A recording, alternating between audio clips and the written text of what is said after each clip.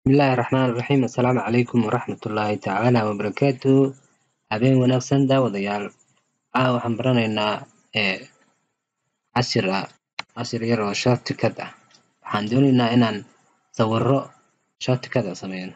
Haddii aad arki jirto iyadoo sawirayo hadda waxaan sameynaynaa bal sawir shortcut ah, hab shortcut lagu sawirayo.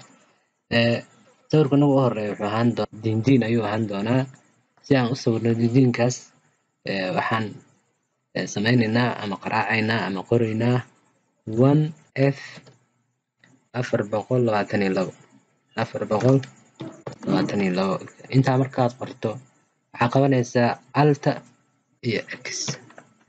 sida aragtida waxaan sawirnay xayawaanka loo yaqaano diinka. haddaanan qaldanayn xayawaankan waa diin saan filayo. xayawaanka naga labaad aan sawirayno waxaa weeye daanyeer. si aan u sawirno asagana waxaan riixaynaa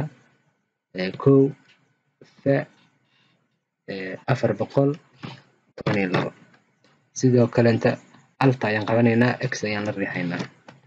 sida aragto daanyeer waa shortcut aan ku sawirno ka asagana.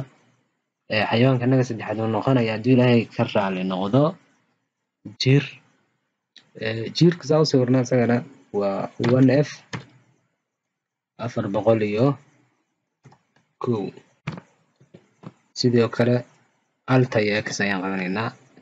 waa jiir asagana. xayawaanka saddexaad afraad aan sawirayno wuxuu noqonayaa dibi.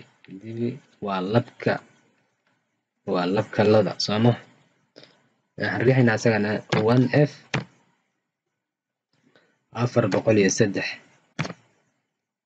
sidoo kale Alt iyo X ayaan qabanaynaa. waa dibi haddaanan qaldanayn mise waa la ogeysi wax.